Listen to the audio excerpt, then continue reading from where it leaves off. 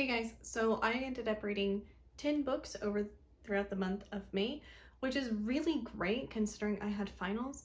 Now, this is some ebooks and audiobooks as well. I can't actually remember which ones I read where, so we're just gonna jump right into it. One that I really enjoyed this last month was The Witch and the Vampire by Francesca Flores. It is a queer retelling of Rapunzel.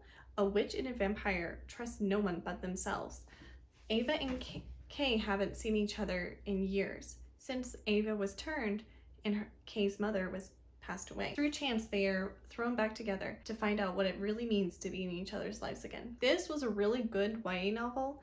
There was suspense, there was drama, there was also trying to figure out who you are whenever you haven't been interacting with that person. This was a really good book. What I really enjoyed about it was how the relationship between Ava and Kay developed throughout the story, because they're set up to be worst enemies, basically.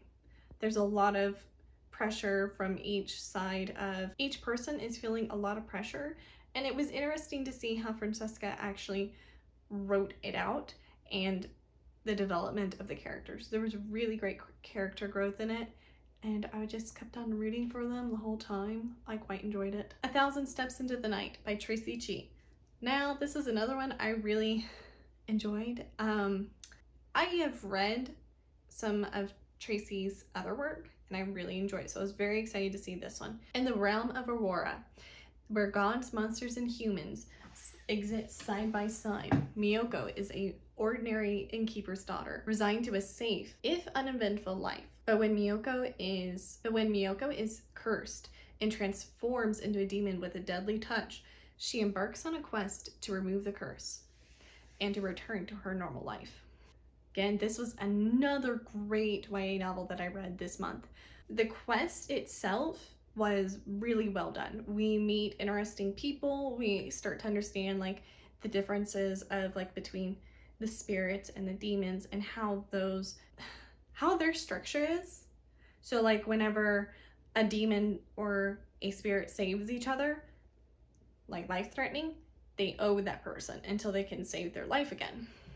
And Tracy did a really good job about making sure that we knew the differences and that Miyoko didn't.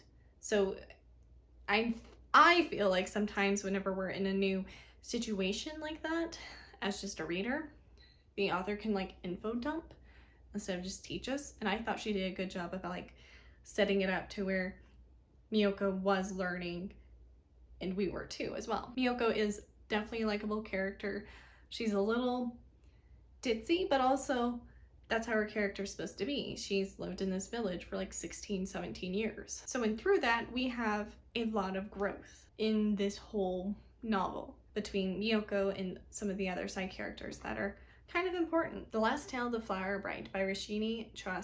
Once upon a time, a man who believed in fairy tales married a beautiful woman named Indigo Maxwell Castillo. He was a scholar of myths. She was the heiress to a fortune.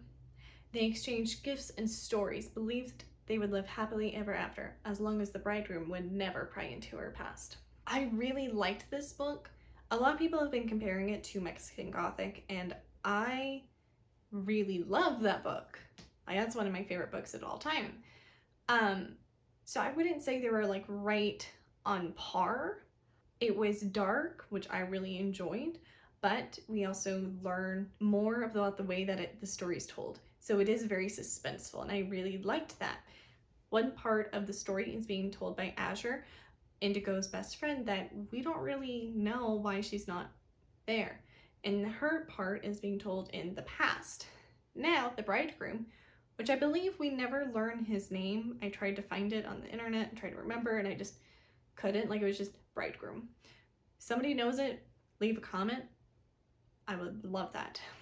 Anyways, he is told more in the present time, and the reason that they go to the House of Dreams, which is Indigo's childhood home, is because her basically mother figure is sick and she's passing away, so they have to go there, and there's this mystery and there's some suspense.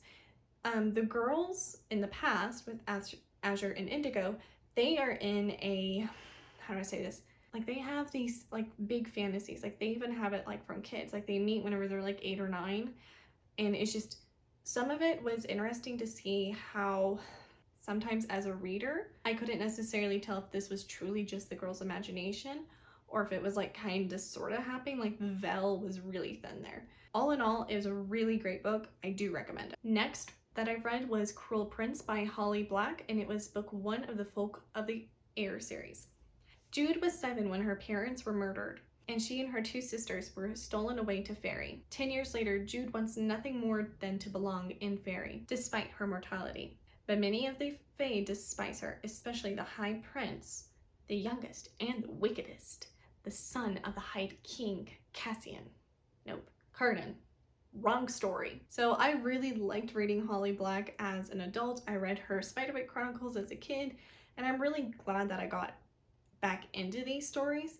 She does such a good job of not necessarily shying away from the darker stuff that happens, and it's really nice. With Jude, she's been there for at least 10 years. So Jude is 17, she's a teenager, she's still trying to go to school, and she just really wants to fit in, but she can't because she's mortal.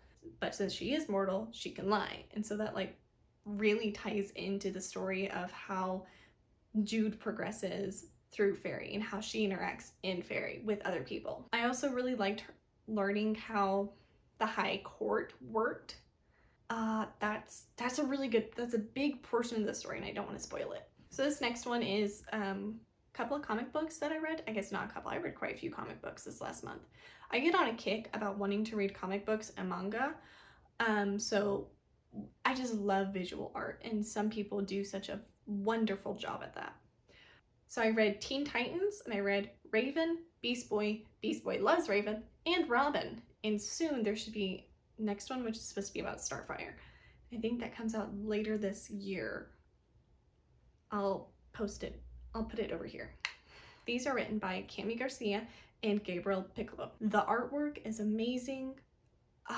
It gives so much justice in my mind to the Teen Titans animation, the Teen Titans animated series, and it really kind of like delves into who they are as characters. So with Raven, that's such a good story. I just really liked these. It made me fangirl. I was like sitting there reading it, and I'd like show my husband a picture and be like, look how pretty it is. Look how accurate it is. But it was just really fun. Cami moves the story along really well. That shows the progression and the trials that each of the Titans kind of endures and kind of goes through, and how they support each other. I really like that. I think my favorite is actually Robin.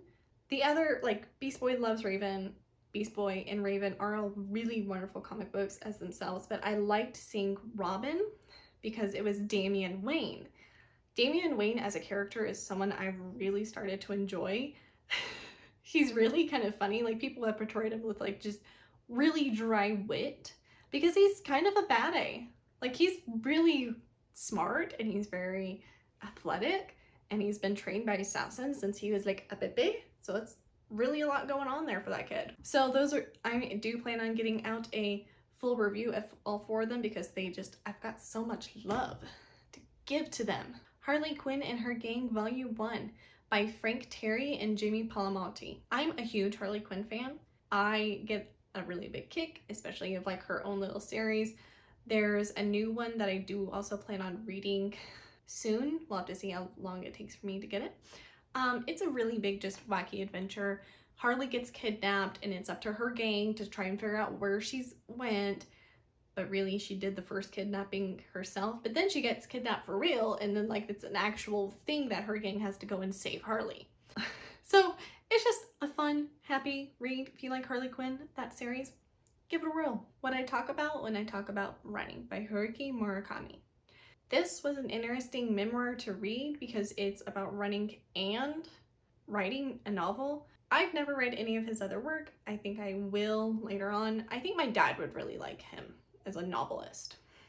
So it's a memoir that goes about 25 years since he became a runner and honestly a novelist. So it was really interesting to see his thoughts whenever he was a younger man, whenever he actually sat down to write this. I guess it took about a year because it was more like this side project. And you can kind of tell in the writing that it was not the main project. Is almost, to me, it's sometimes reminded me of like reading somebody's diary, because you can feel the emotion of that day that he was writing about, even though it might have happened years before. He spins a really good tale about it. So I really enjoyed it. It was kind of inspiring to, you know, listen and read. I'm not a runner, but you know, it's like maybe I'll go out and start running. Who knows? Maybe not. We'll see. So that's what I read in the month of May. Pretty good month in my opinion. I really am proud of myself for getting through 10 books in a short time, because my finals took about 2 weeks. Like, subscribe, all that fun stuff. I'll see you guys next time. Bye.